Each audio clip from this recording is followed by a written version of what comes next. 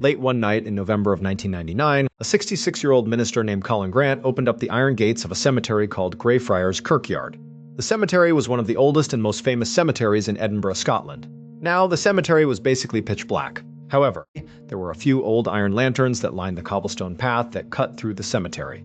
And so Colin pushed open these big gates and he stepped onto this path and he began walking, and on either side of him, for as far as he could see, were all these headstones, some of which dated back to the 1600s. And as he kept walking, he could see up ahead, even in the darkness, the huge Gothic-style church that sat right in the center of the cemetery.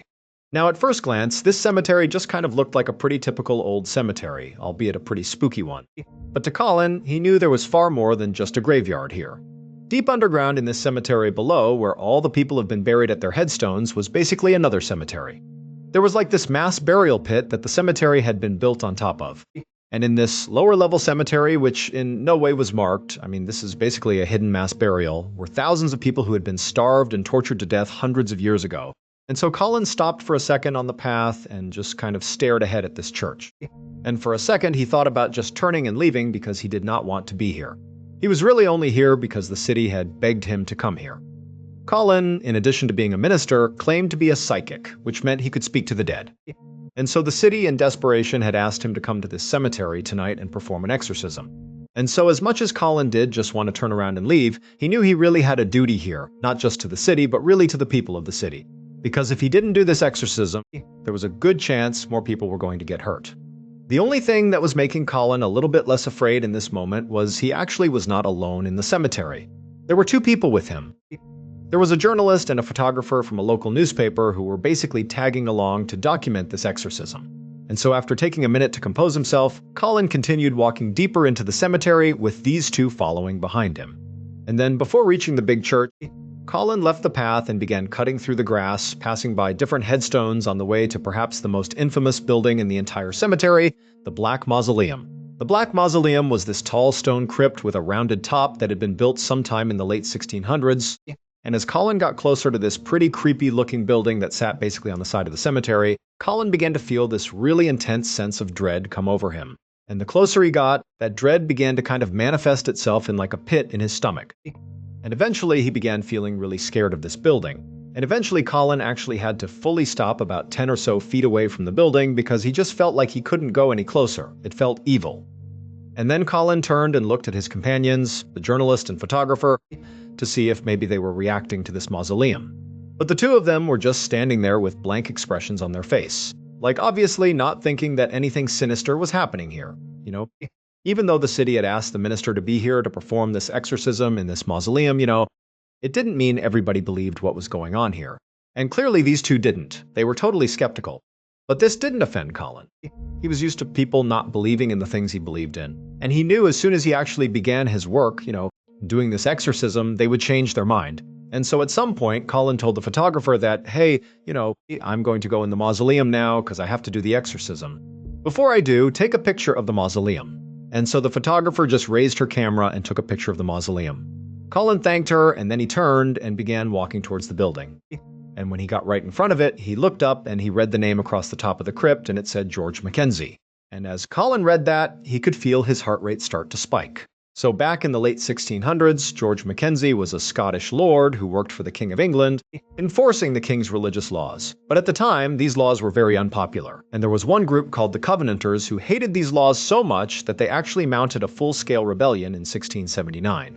But their rebellion failed miserably, and this is when George Mackenzie came in. He captured over 1,000 Covenanters, and he marched them all into this huge field which would later become the Greyfriars Kirkyard Cemetery, but at the time it was just a big open field. And he held them there, and for weeks he had these people starved and tortured and mutilated. And if anybody tried to run or resist because they knew they were doomed, they all knew they were going to die here. If anybody took off, he would capture them, cut their head off, and then place their head on a spike around the perimeter of this field until after several weeks, the entire field is just ringed with decaying bodies and bloody heads on spikes. And so after a few months of this, basically everybody in that field had been murdered in some horrible way by George Mackenzie. And their bodies were all dumped into a mass grave in Greyfriars Kirkyard and covered over. And then, hundreds of years later, a proper cemetery would be built right on top of that mass grave. And then when George Mackenzie died later on, he lived a normal, happy, full life after doing all these horrible things, they built him this beautiful mausoleum in Greyfriars Kirkyard. And so here's this horrible person, George Mackenzie, who's a mass murderer. And he's put to rest in this beautiful mausoleum just, feet away from this mass grave of all these people he killed. For almost 300 years after Mackenzie was buried, Greyfriars Kirkyard was quiet. It was not considered a haunted place. That all changed, though, in 1998, so that was 1 year before Colin showed up to perform this exorcism. That year in 1998, a homeless man broke into the Black Mausoleum, and he fell through the floor and landed in one of those mass burial pits of those people Mackenzie had killed. And apparently, basically right after this happened, visitors to the cemetery began reporting the same thing, that anytime they were in or near the Black Mausoleum, they'd get pushed or tugged on or scratched or burned or even strangled. I mean, people were coming out of the cemetery terrified, and so quickly people in town began to speculate about, what was going on in the cemetery. And quickly a story began to circulate around town that maybe when that guy fell through the floor in the mausoleum, that had released George Mackenzie's evil spirit, and his spirit was responsible for all these attacks. And so it went on like this for about a year, until finally this young woman was found outside of the Black Mausoleum, unconscious, looking like she'd been strangled. And when she came to, she had no memory of what happened. And so people assumed this had to be another attack by the spirit of George Mackenzie. And so by this point, the city was totally fed up with this. They didn't know what to do. And so they said, you know what, let's just try an exorcism. Let's have someone go into that mausoleum and literally confront the spirit of George Mackenzie and banish him. Get him out of here and stop this madness. And so ultimately, Colin was hired to perform this exorcism. As Colin stood there, reading the name George Mackenzie and mentally preparing himself to go inside of this horrible place, he realized he just couldn't do it. This was too much. And so Colin is just standing there feeling totally stressed out. He's embarrassed. He feels like a coward. He has no idea what he's going to say to the photographer and journalist who've literally come out here to document what he's going to do. And now he's not going to do it. But as Colin turned around to basically blurt out this really embarrassing news that, hey guys, we got to leave, he realized he actually knew something else he could do that in many ways might actually be better than going into this mausoleum and doing an exorcism. And so without saying anything, Colin just turned and began speedwalking over to this big field that was not too far away from the Black Mausoleum. And when he got there, he just began chanting prayers and walking in circles, flicking holy water. He didn't explain anything he was doing to the journalist and the photographer who'd followed him over there and are just watching him like, what's going on here? They got no idea. He's not clarifying, and for hours, this is what he did. He just kind of paced in this field, just kind of doing what looked like stereotypical, exorcism-type behavior, and that's what the journalist and the photographer assumed he was doing. And so, as Colin did whatever he was doing in this field, the photographer, whose name was Susan Burrell, just began doing her job. Again, thinking that he was doing the exorcism. And so she just started taking pictures of him, and then finally around 2 a.m. So again, this has been hours of Colin doing this thing he's doing. Colin just abruptly stops and walks over to Susan and the journalist, and Colin looks horrible. He's totally haggarded. His hair is all disheveled. He's sweating. He's pale, and his head is down. And he says to the two women, I failed. He explained to them that his original intention was to go into the Black Mausoleum and confront George Mackenzie's spirit head-in and banish him from the cemetery. However, he had had a change of heart at the door and decided to go this other route, which was to go to this big open field in the middle of the cemetery and attempt to free the spirits of all those Covenanters who had been tortured and killed by George Mackenzie. Colin's thinking was, if I can free all of these poor tortured souls that maybe once they're gone, George Mackenzie's spirit will also go away. And while, according to Colin, he was able to free, 200 some odd trapped souls, he said there were many more that still needed to be freed. And he just didn't have the strength, like he couldn't do this right now. And so he said, I have to rest and do this at another time. Now, the journalist and the photographer were totally over this and did not care at all. It's 2 a.m. They don't really understand what he was doing. They don't really know if this was the exorcism or if it was something else, but to them they're like, okay, fine, we'll get out of here. It's late, it's not a big deal. And so the three of them, they began walking out of the cemetery. And right when they got in front of the church, so basically between where the Black Mausoleum was and where that field was, where Colin had been for the past several hours, Colin abruptly stopped and he told the journalist and the photographer that actually, he had a little strength left and he felt like it was his duty to try this again because he knew he could free more souls and so he was going to give it another go. And so the journalist and the photographer are like, okay. And so Colin, he gets out his Bible and he begins kind of doing the same thing he was doing out in the field, walking around chanting Bible verses, spraying holy water all around. And then at some point, for reasons he did not explain to either Susan or the journalist, He pulled out 12 candles from his backpack that he had brought along, and he put them in a circle on the ground right in front of this church. It also encompassed this big Celtic cross that was on the ground. And Colin was inside of the circle, and he lit all these candles, and the whole time again, he's chanting out these Bible verses, and he stands up, and right after all the candles have been lit, suddenly Susan and the journalist notice that the candles begin to flicker, and it's not windy at all inside the cemetery like they shouldn't be flickering. And at the same time, Colin seemed to sense that something was happening around him. And he turned his whole body, his whole presence, and he looked over at the black mausoleum and began chanting these Bible verses louder and louder like he was aiming them at the black mausoleum. And as he was doing this, the candles were flickering more and more and more, and at some point Colin actually picked up one of these candles and kind of held it out at the black mausoleum. And so at this point, the journalist and the photographer Susan, they're sensing that something weird is happening here.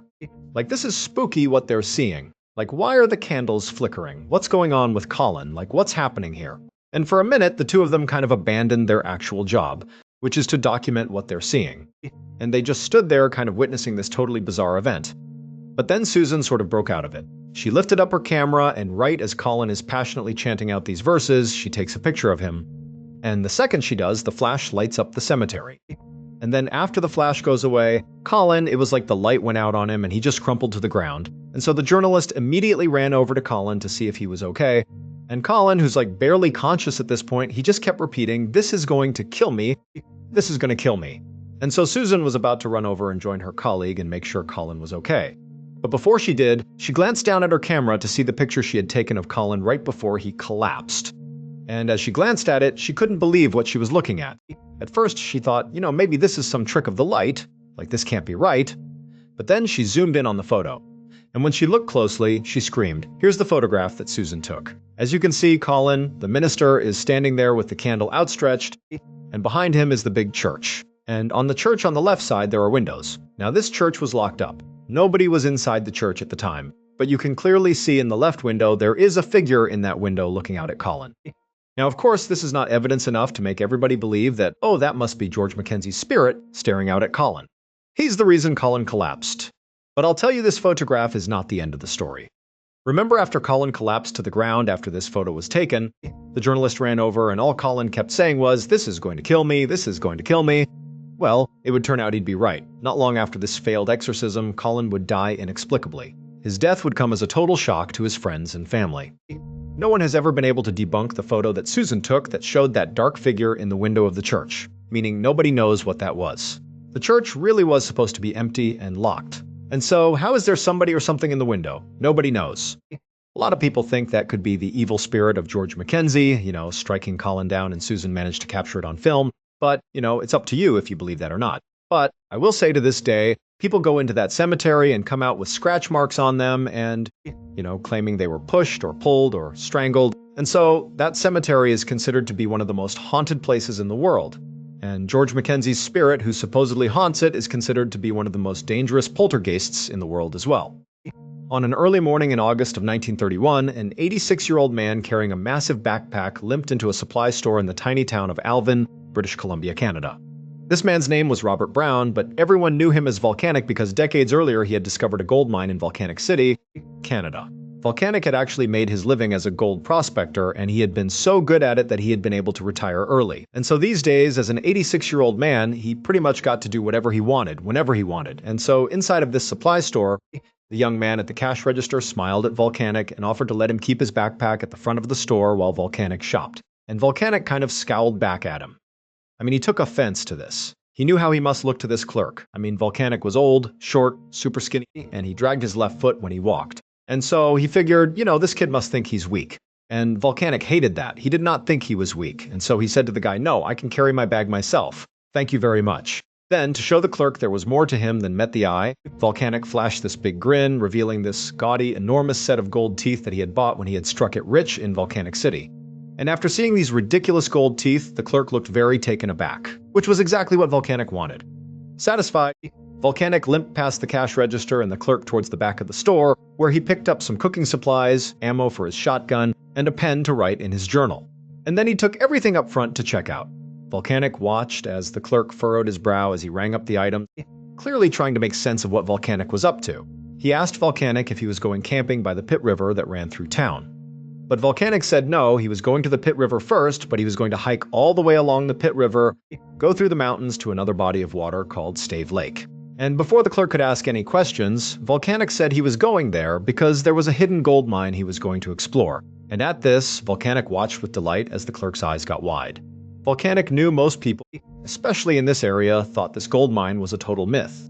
And sure enough, when the clerk recovered from his surprise, he said to Volcanic like, "Hey, you really ought to reconsider going there." The clerk said he had seen plenty of people come through his shop on the way out to go try to find this mine. But nobody ever came back, saying they had found it. In fact, he said that some of these people didn't come back at all. At least 2 people had died because the hike to Stave Lake was miles and miles through extremely dangerous terrain. Volcanic waited until the clerk was done lecturing him, and then he leaned over the counter and he whispered to the kid that he was different. He had a secret that would allow him and only him to find that mine successfully. And when he did, he would come back to the store and he would lay the gold down right on the counter just to prove it to him. Then Volcanic left a handful of cash on the counter. He gathered up his supplies, flashed one more gold-toothed smile, and then made his way out the door. A few hours later, Volcanic hiked uphill along the rocky banks of the Pit River. He'd only covered about 5 miles so far because, after all, he was 86 with a bum left foot, and so he moved pretty slowly these days. But even still, only 5 miles into the journey, he already felt totally cut off from civilization. The Pit River was about 1,000 feet across, and it was surrounded on either side by a thick forest. Volcanic was hiking parallel with the river with the water on his right and the trees on his left. It was a stark and isolated setting that would make most people feel small and vulnerable. But after so many years working as a gold prospector, Volcanic was very accustomed to being out in the wilderness all by himself. So this felt normal. Now, of course, decades had passed since the last time Volcanic was a gold prospector. But even now, at his old age, he still felt like he was the skilled outdoorsman he once was. Volcanic kept on hiking uphill, staying close to the shore's edge until the sun began to set. And by that point, the trees on the left had begun to thin out. And Volcanic was finally able to see kind of far out beyond in the direction he was going. And he saw off in the distance there were all these mountains. And as soon as he could see these mountains, he pulled out his journal and he flipped the last page and he studied the page and then looked at the mountains and he smiled. It was going to take weeks to reach the gold mine. But he knew he was going the right way because on that last page of his journal was a map. This map was the secret that Volcanic had told the store clerk about. It was the thing that was going to allow Volcanic to reach that gold mine where so many others had not. Volcanic had actually drawn the map himself several years ago. Back then, he'd been panning for gold in northern British Columbia when he had run into this indigenous woman in the forest, and this woman was deathly ill. And so, out of the kindness of his heart, Volcanic had given this woman some healing herbs and then stayed with her for days until she was nursed back to health. And this woman had been so grateful to Volcanic that she had told him a secret. She told him that the legendary gold mine out near Stave Lake was absolutely real. And she said she knew this because her father was friends with the guy who discovered it. The man's name was Slumac, and she said he would go into the wilderness for days at a time, and then when he came back home he'd come bearing these huge gold nuggets as big as chicken eggs. And not only did this woman tell Volcanic about this mine, she gave him directions to it. And so as she did, Volcanic took notes in his journal and then used those directions to construct the map. However, before Volcanic parted ways with this woman, she gave him a warning. Right before he died, she said Slumac put a curse on the mine. And so now, if anybody tried to reach the mine, the forest itself would stop them. And so now, standing in a clearing beside the Pit River, Volcanic thought back to that warning. He wasn't afraid of what she said, but just to be safe, he figured he would spend as little time as possible in the forest. And anytime he needed to pitch his tent along this journey to the mine, he would do so as far away from the tree line as he could. This was actually Volcanic's second attempt at trying to reach this gold mine. 5 years earlier, he had attempted this exact same hike. On that attempt, despite Volcanic reaching the shores of Stave Lake, which apparently was right near the entrance to this gold mine, he had to stop because he got a severe case of frostbite on his left foot. That frostbite had caused 3 of his toes to die and rot. And so, Volcanic had to amputate all 3 of them with his pocket knife right there out in the wild. No anesthetic, nothing. And so, this is why Volcanic had to turn around on that attempt. And it's why he now walked with a limp. And Volcanic had to admit that the fact that he had been forced to literally cut off his own toes did make it seem like he had become a victim of Slumac's curse. But he also knew that it didn't take a curse to make the Canadian wilderness dangerous. He just should have worn thicker socks. Just then, Volcanic heard a twig snap somewhere outside of his campsite in the darkness. And so instinctively, he shot up. He grabbed a shotgun and he turned towards the sound, half expecting a bear to come charging out of the woods. But after standing there for several minutes, nothing came out of the forest, and eventually all Volcanic could hear was the gentle sound of his fire and the river. The forest was totally still. As his heartbeat slowed down, Volcanic told himself that, the sound he heard must have just been a rabbit running through the forest. Nothing to worry about. And so he lowered his gun and steadied his breathing, and he looked at his fire, and he gave half a thought to just leaving his campfire burning. Just in case he heard something else, he'd have some light to go out and see what it was. But he thought he was being kind of paranoid. And so he grabbed some water and put out the fire, engulfing him in darkness, and then he climbed into his tent and fell asleep. The next morning, Volcanic got up at sunrise, packed up his tent and his camping gear, and then hiked all day long. And he did this day in and day out, dragging his left foot behind him for over a month. Volcanic knew he was moving much slower than a younger, healthier man would. Some days he could barely travel a mile before feeling so exhausted that he would have to stop. But despite becoming skinnier and more ragged by the day, Volcanic kept on hiking. And eventually, after going all the way down the Pit River and crossing through the mountains, he finally arrived at the shore of Stave Lake, the same place he'd been when he'd had to amputate his own toes. But this time, he was able to keep on going. Volcanic hiked all the way to the opposite side of Stave Lake, and he came to a stop to take in the view. Surrounding the lake were all these huge rolling mountains, and in one spot, Volcanic noticed the mountains dipped down and formed a natural bowl in the earth that was filled with this gorgeous bluish-white ice. Now, even though Volcanic had never been to this place before, he knew instinctively that that had to be Stave Glacier. And this glacier meant everything to Volcanic because it was the last major landmark on his map on the way to this mine. According to his map, the entrance to the gold mine was located on the side of a mountain, not far from the glacier. Now, Volcanic wanted to keep pushing forward and try to get to this entrance as soon as possible. I mean, he was excited, but the sun was starting to go down, and he knew if he kept on going at night, the risk of injury was quite high. He could slip and fall. And remember, it had taken Volcanic over a month to hike into this location. He is way away from civilization. And so if he gets hurt, nobody's coming to help him. And so he decided he would stop and make camp that night. He pitched his tent well away from the tree line, he ate some beef jerky and biscuits, and then he crawled into his sleeping bag to try to go to sleep. But he couldn't. He was too excited about this mine. He was so close. And so he laid there restlessly for hours, listening to the sound of the wind pick up outside. Now, normally the sound of the wind would help Volcanic fall asleep, but tonight it was not helping. It was actually making him feel really uneasy. The wind was loud and fast howling across the lake. And that's when Volcanic noticed that despite all the noise outside, when he looked at the fabric of his tent, it wasn't moving with the wind. It was totally stationary. And so Volcanic sat up and he opened up the flap of his tent and looked outside. And the second he did, it got even louder. The howling wind, but he couldn't feel any wind blowing. And so he struck a match and he held it out in front of his tent. And the flame didn't even flicker again, despite all this crazy howling sounds. And that's when he realized there was no wind. And so feeling totally unsettled, Volcanic closed the flap of his tent, got back in his sleeping bag, clutching his gun, listening to this horrifying sound outside that he couldn't make any sense of. And then by the morning when the sun came up, the sound just went away.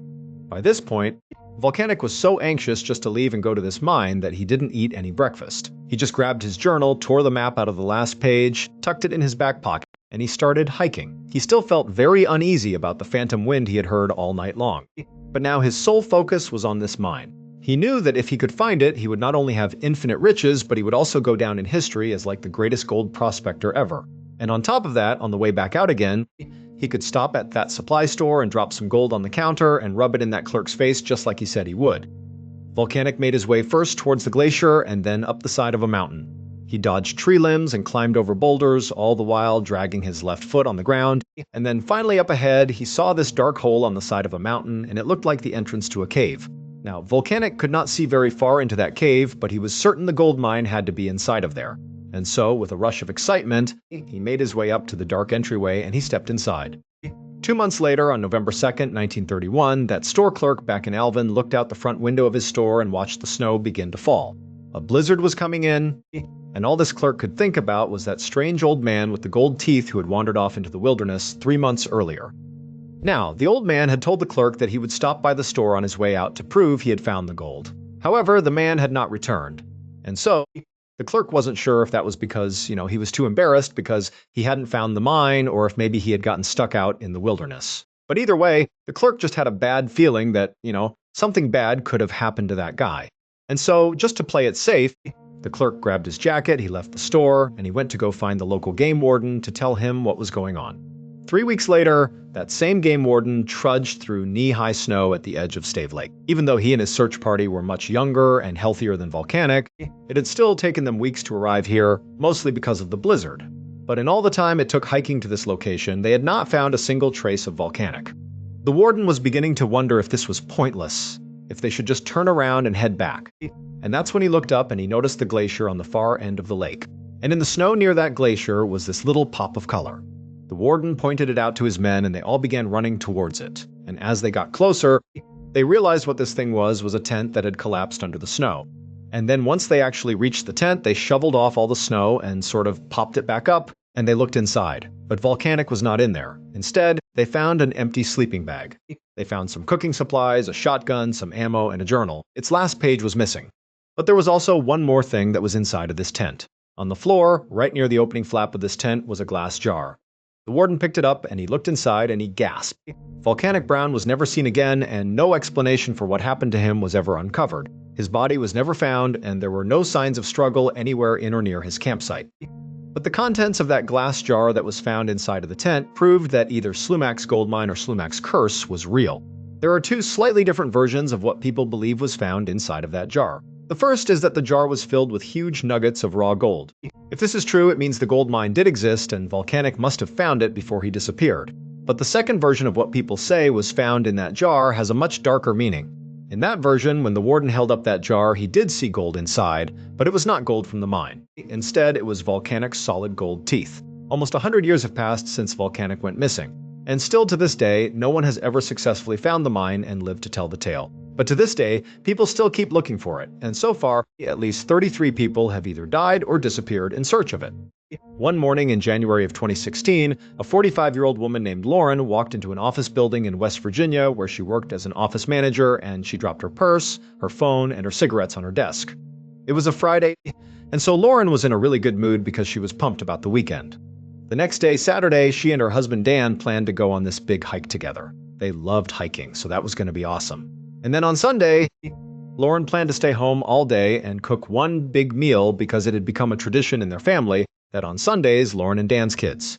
They had 3 kids who were all grown up, they would come back home to their parents' house, and they would have a big family meal together. And these dinners were definitely the highlight of the week for Lauren and for Dan because both of them were very family-centric.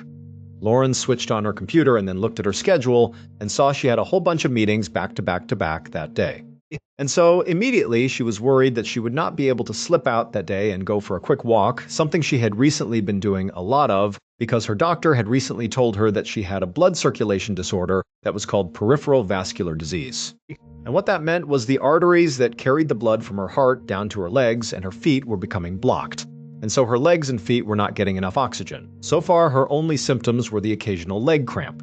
But if the disease got worse, it could lead to pain and mobility issues and also heart attack and stroke. Luckily, Lauren's doctor told her that she didn't need medication. She just needed to quit smoking, change her diet, and become more physically active.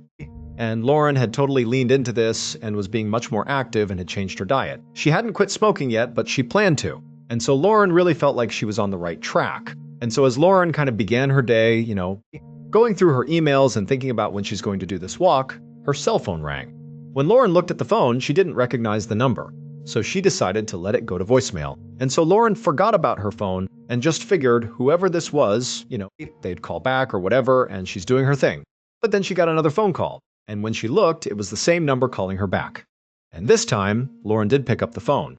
And when she said hello, on the other end of the line, she heard a police officer say in a very serious voice, "Am I speaking to Dan's wife?" And so, right away, Lauren's heart began to race. And she would tell the officer, "Yes, you know what's going on?" And all the officer would tell her is that Dan, unfortunately, was in a very serious car accident, and so you need to come to the scene right away. In an absolute panic, Lauren hung up the phone. She grabbed her things. She ran out to the car and she floored her way to the address the police officer gave her. But when she got there, she saw there were so many police cars and ambulances and all these people that she couldn't even see what was going on, let alone park anywhere near where this accident happened. So she wound up parking her car around the corner. And then she got out and just sprinted towards all the police, and then when she got up to them, she basically began pushing people out of the way and no one tried to stop her. They could tell, this woman must know the people involved in this crash. And so she pushed past all these people, and finally she can see through the crowd, and she can see her husband's car, and it's absolutely mangled, and there's all these first responders that are in a circle on the pavement, and she can tell there is somebody on the ground they're working on, and it's got to be Dan. And so Lauren just began running towards that group of people, and as she did, they all stood up as if, there was nothing they could do.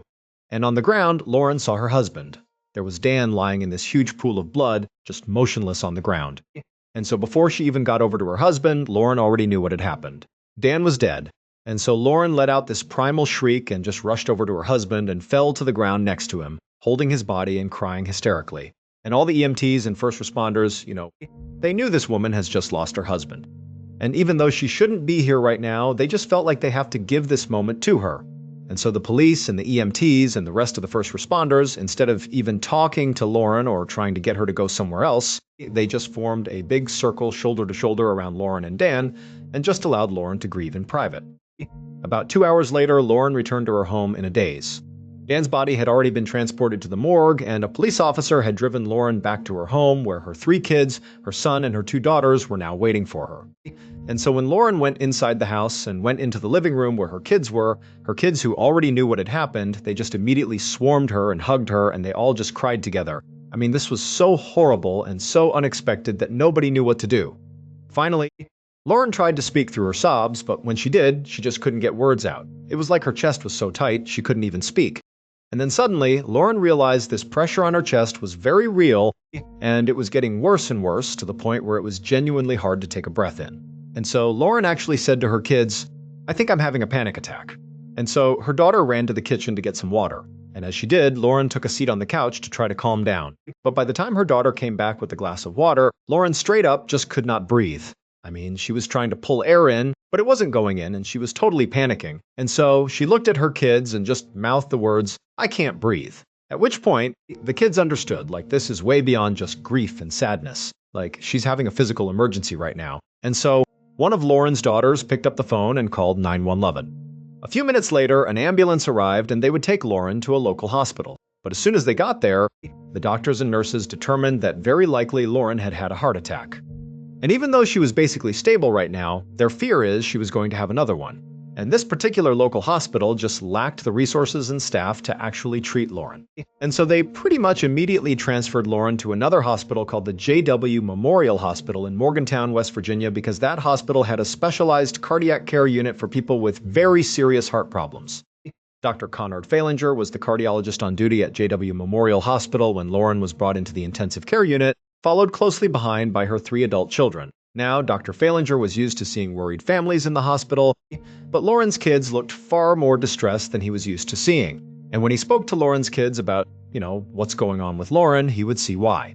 The doctor would learn that this family has lost their father, their husband, just a few hours earlier.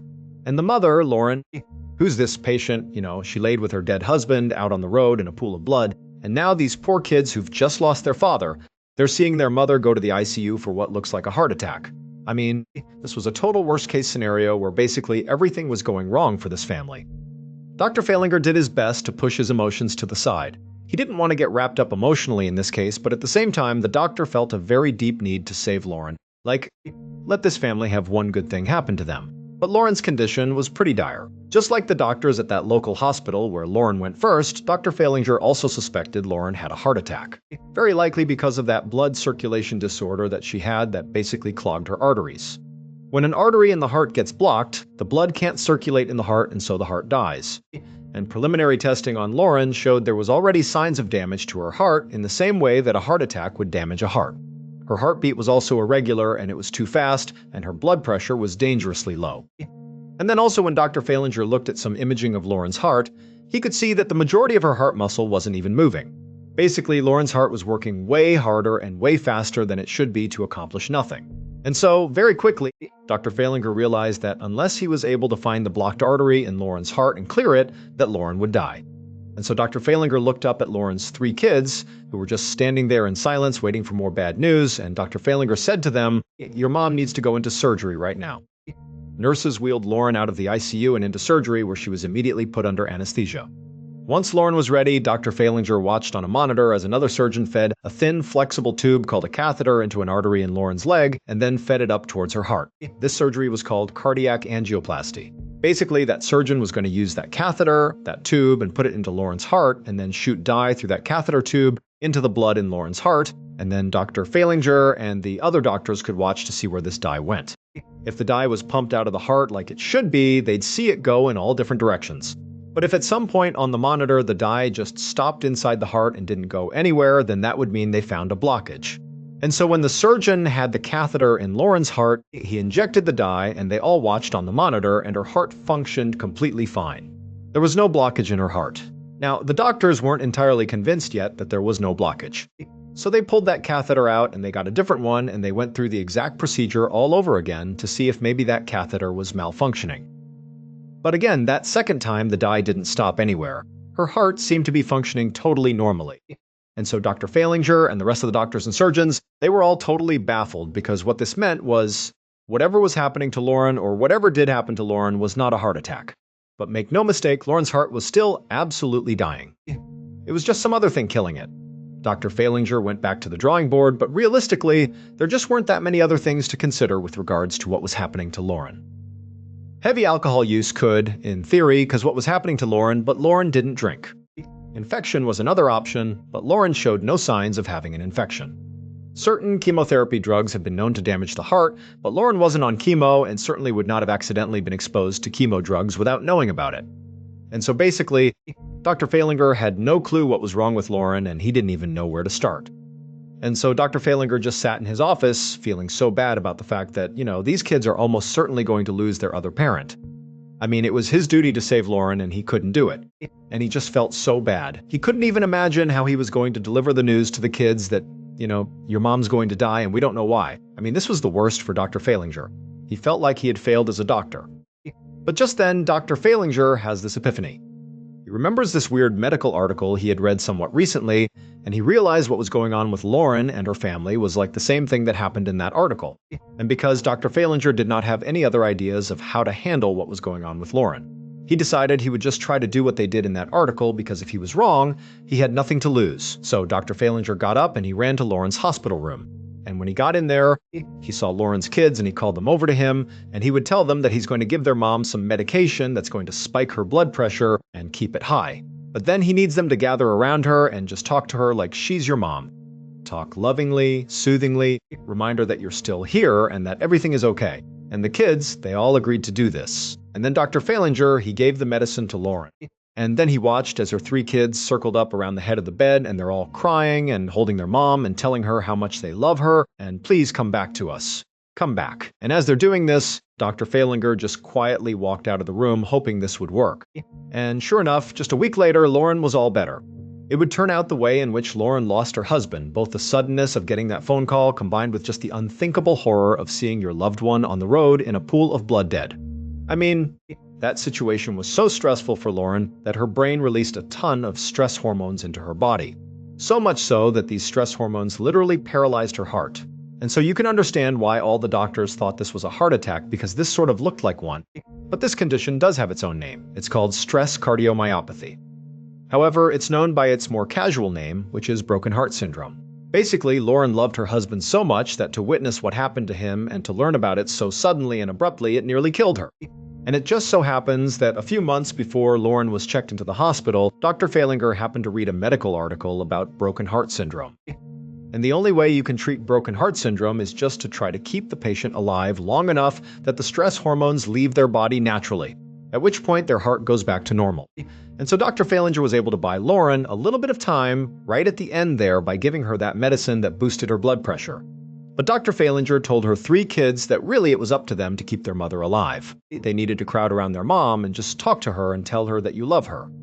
Show her that you're here with her. Give her a reason to fight and hold on. Even though she's not saying or doing anything, she's still alive and she can hear you. So, talk to her. And so, Lauren's kids just sat around their mother and just showered her with love and affection.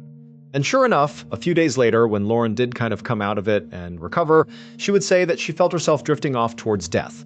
I mean, she really knew she was dying, but then she remembers hearing her kids calling to her and saying how much they loved her and to please come back. We need you. We already lost Dad. We got to keep you. And Lauren would say that's the reason she's still here today is because she held on for her kids. She felt like it was her duty to be here for her family.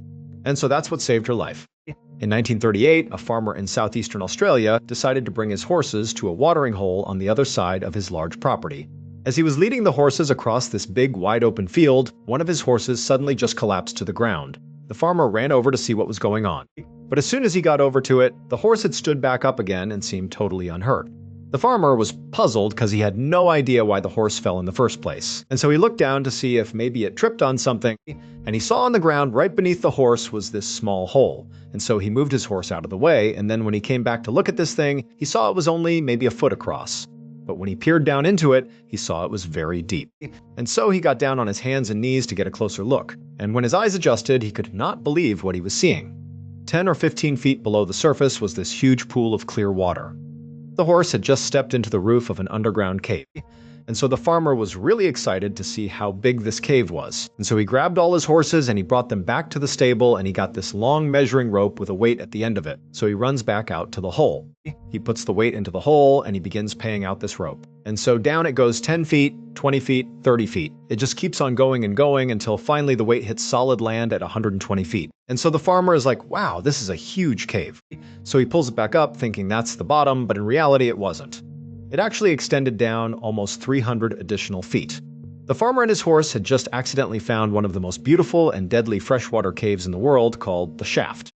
The reason it's called the Shaft is because the only way in or out of this underwater cave is through this hole in the middle of this field that this horse created. And it's literally a shaft that goes down 18 feet until it reaches the surface of this massive underground body of water. The opening to this shaft is so narrow that cave divers, they can't get into it with their gear on their backs. So they literally need to be lowered into this cave by themselves, and then their gear is lowered down after them and they put it on while they're treading water. The solid land that the farmer's weighted line had touched at 120 feet when he believed he had reached the bottom of the cave. What he had actually touched was the top of something called the rock pile. The rock pile is basically this huge underwater pyramid that looks like a rock pile that sits at the bottom in the middle of this huge underwater cave. And from the top of this rock pile, you can go down it in all different directions. But once you get to the bottom, there's only two tunnels to choose from. There's one that goes west, basically down at an angle that dead ends at 260 feet.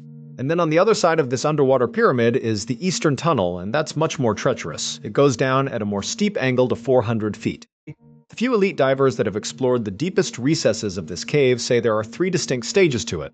Stage 1 is from the surface down to 120 feet, the top of the rock pile.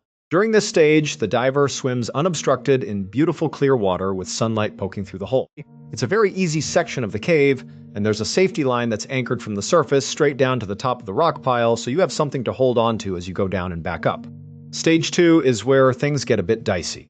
Stage 2 begins at the top of the rock pile and extends down all the way to the bottom of the westerly tunnel at 260 feet, where it dead ends, or down to the 200-foot mark of the easterly tunnel where you come to something called the drop-off ledge. And it's quite literally a ledge in the middle of this tunnel where beyond it there's a fairly steep drop-off, and it leads down to an area that's so treacherous it's got its own stage. Starting with Stage 2 and then with Stage 3, there is no safety line to guide you in the direction you need to go. So you're on your own as soon as you reach the top of the rock pile. And so, you make your way down any direction you want down the rock pile until you reach either of these tunnels. And as soon as you go into them, you immediately start to lose visibility because the sunlight cannot penetrate all the way into these tunnels. And so, the diver becomes increasingly reliant on their flashlight. As such, they have to be very careful as they navigate down Stage 2 to not bump into the walls, because doing so will knock the limestone silt off of the walls. It will create a cloud of it in their face. It will blind them. It's like being in fog where a flashlight can't push through it. And so the diver has to either wait for the silt to clear, which could take a very long time, or they have to swim blind. Also, anyone entering Stage 2 and Stage 3, they can't breathe regular air out of their tanks. There's too much nitrogen in regular air. The deeper you dive, the more nitrogen your body will absorb. And if you have too much nitrogen in your system, it can give you something called nitrogen narcosis, which is like being really drunk. And in extreme cases, people have been known to take their mouthpiece out and inhale water believing they're on the surface. Or they'll confuse the direction up with the direction down. And to get to the surface, they will swim straight down until it's too late and they can't get back up again. And so divers that are going to be in Stage 2 or Stage 3 of this cave will breathe a special mix of gases that are low in nitrogen. The final stage of the shaft, Stage 3, is just from the 200-foot mark of the easterly cave. So that drop-off ledge all the way down to the bottom at 400 feet. This stage is unbelievably dangerous. As soon as you drop off that ledge, all the sunlight goes away. It is pitch black and the tunnel narrows considerably and stays incredibly narrow. In fact, many times divers have to squeeze themselves past sections where the rocks are too close together. And so, because you're inherently bumping into the walls all through Stage 3, you're pretty much guaranteed to be silted out the entire time.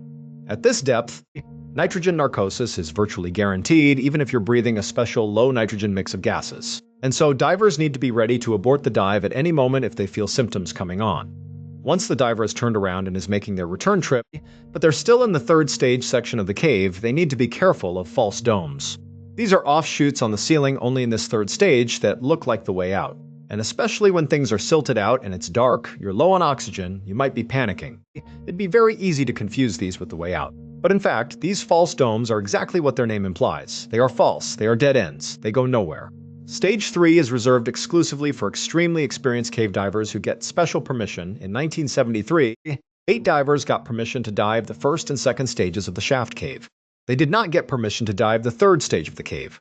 On May 28th of that year, the 8 divers arrived in that big open field near the cave opening and began prepping their gear.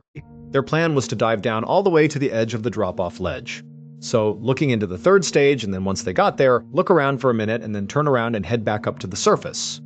These 8 divers were experienced divers, but their experience was all in open water environments. None of them had dove in a cave.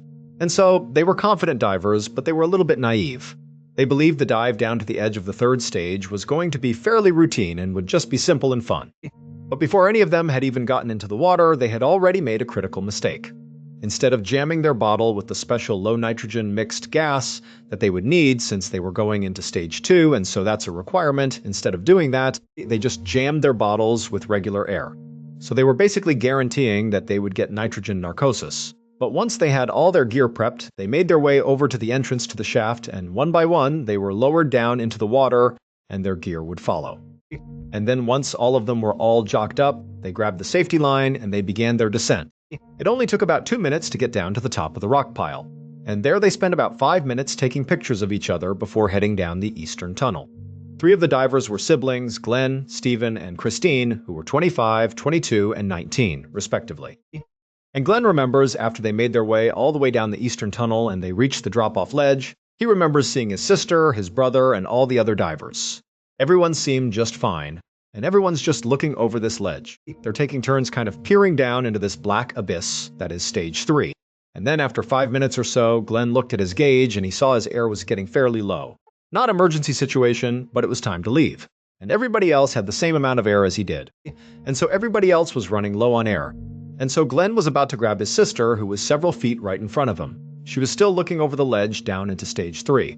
But when he reached out to grab her, she and all the other divers just suddenly jumped forward and dove straight down into the abyss out of sight.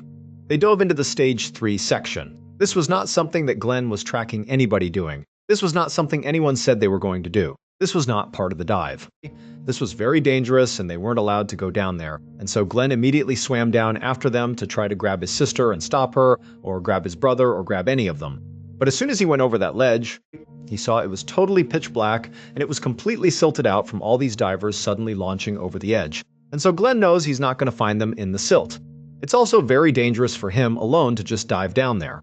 And so he figures, you know what, I'm sure they're fine. They probably planned this out and they're just going to go down a little ways and they'll come back up again. And so I'll just go to the rock pile and wait for them. And so Glenn turns around and he goes up back over the drop-off ledge. He makes his way to the rock pile and he just sits there facing the eastern tunnel waiting for his brother, his sister, and the other divers to come back out again, but they don't. And finally, his air gauge gets so low that he literally has to go to the surface. And he's thinking to himself, if my air is this low, what are they doing down there? 24-year-old Larry Reynolds was one of the divers that went with Glenn's sister and brother, and the other 2 divers into this forbidden third stage section of the cave. Although he doesn't say this, it sounded like he and the others just wanted to go a little ways into this off-limits section, check it out, and then turn around and go back to the surface. And so Larry would say as soon as they went over the ledge and they're in this third stage, it went completely pitch black, and the tunnel immediately constricted dramatically. And so as they're going down this very tight and pitch black tunnel, they reach a section that's so tight, they're down on their stomachs, literally pulling themselves through. And so, after a few minutes of the group forcing themselves into this unbelievably dangerous place, it's like they all collectively realized this is a terrible idea. We need to turn back. And so as they all began turning around, they realized their return trip just back up to the drop-off ledge, which was only maybe 25 feet, was completely silted out. And so Larry is in the back of this return trip line, and right in front of him is Christine. And so as soon as they all make their way into the silt, the only thing Larry can see with his flashlight is Christine's fins. And so he's staying right up on her and keeping his light on that fin to make sure he's going in the right direction. And so after only a few moments, Christine's fins just suddenly disappear. And so Larry's thinking, I don't know where she went, but I don't have enough time. I have almost no air. And so he just keeps on swimming, believing he's going the right way. And sure enough, he clears out of the silt, and he goes up and back over the drop-off ledge. And he shines his light back up the eastern tunnel, back up towards the rock pile, expecting to see Christine and the other divers he was just with. But he's looking and there's no one there. There's no silt. It's totally clear and there's not one diver in front of him. So he looks at his gauge again and he's got a little bit of air, enough to maybe go down and make sure nobody is still down there because he's thinking, I don't think it's possible they could have swam all the way through this tunnel in this space of time. So he turns around, he goes back over the drop-off ledge, back into the silt, and as he's moving very slowly and cautiously up ahead, he sees flashlights moving around on the ceiling of the tunnel. And so he moves down towards this flashing light, and he realizes the light is coming from inside of a false dome right above him. And so he looks up and he saw there was Christine and another man named Roberts who was 28, frantically swimming around, shining their lights, looking for the way out, not realizing they're in this dead end. And so Larry was about to shine his light to get their attention when Larry's flashlight went out. And so now Larry is in complete darkness. He is completely silted out. He doesn't even know how much air he has left because he can't shine the light on it. And so he's starting to panic. He starts banging on his flashlight, and finally the light comes back on. And when it does, he shines it straight up again to try to shine it towards Christine and Roberts. But he had drifted farther down the tunnel. And so by the time he shined his light, he wasn't underneath the false dome. But when he shined his light in the other direction, he saw he was at the very far end of where the group had gone. And so farther down into Stage 3 was clear. There was no silt. And so he shined his light down into the Stage 3 tunnel. And way down the tunnel, barely visible, he sees there is one diver with his flashlight out swimming the wrong direction down into oblivion. His name was John. He was 20 years old, and he almost certainly had nitrogen narcosis. Larry knew he could not save him. And so Larry turned around and went back into the silt, back up in the direction of the rock pile, touching the ceiling, looking for that entrance into the false dome to try to help Christine and Roberts. But he's not finding it. And he's looking at his air gauge, and it's getting critically low. And he knows if he doesn't go soon, he's going to die. And so at some point, after not finding the entrance to this false dome, he decides he just has to go out and save himself, and so he manages to get out of the silt. He goes up and over the drop-off ledge, he gets to the rock pile, he grabs the safety line, and he fins himself up to the surface. And when he gets to the surface, he looks around, and there's only 3 other divers up there, one of which is Glenn. And Glenn, he looks visibly panicked, and he yells to Larry, "Hey, have you seen my brother and my sister? Have you seen the others? Are they coming up after you?" And Larry looks at him and just shakes his head. He didn't know what to say. He knew they were gone. But for Glenn, this was his baby brother, his baby sister. He had to go back down. And so with the little bit of air he had left, he put his mouthpiece in. He turned around and he dove straight down as fast as he could, staring towards the opening of the eastern tunnel, praying that his family members, that his friends are going to come out of there. But as he's swimming down and he's running out of air, no one was coming out of that tunnel. And so finally, when his air was basically empty, he had to turn around. And on that return trip back to the surface, he realized his siblings and his 2 friends were gone. It would take 11 months and 11 days to finally locate and recover all 4 of the bodies inside of the cave. John, the 20-year-old who Larry saw swimming in the wrong direction, was found fairly far down the eastern tunnel laying on a rocky outcropping. Glenn's 22-year-old brother Stephen was found just 50 feet from the entrance of the shaft, but it's believed he died at a much lower depth and then floated up to that position. Glenn's 19-year-old sister, Christine, and the 28-year-old man, Roberts, that she was with inside of the false dome, were found embracing each other just under the false dome inside of the tunnel. Investigators believe when they were in there, they couldn't find the exit, and then realized that they had so little air that even if they found the exit, they would not get out in time. And so, knowing they were just minutes away from death, they abandoned looking for the exit and instead just embraced each other while they died. And then afterwards, they floated down and out of the false dome. After this tragedy, the shaft was permanently closed to all divers, but years later they would reopen it. On the afternoon of June 4th, 1960, a 15-year-old girl named Mela Bjorklund climbed off the back of her boyfriend's motorcycle. Her boyfriend was an 18-year-old named Niels Gustafsson. And this couple had just driven 18 miles from the city in southern Finland, where they lived to get to this beautiful forest and lake where they, along with another couple, were going to go camping. The other couple, who was still a few minutes behind them, was Niels's best friend Seppo and his girlfriend, whose name was Anja. As Niels parked his motorcycle, Mila looked out over the lake and she saw it was totally beautiful. The forest completely wrapped around the lake, and there were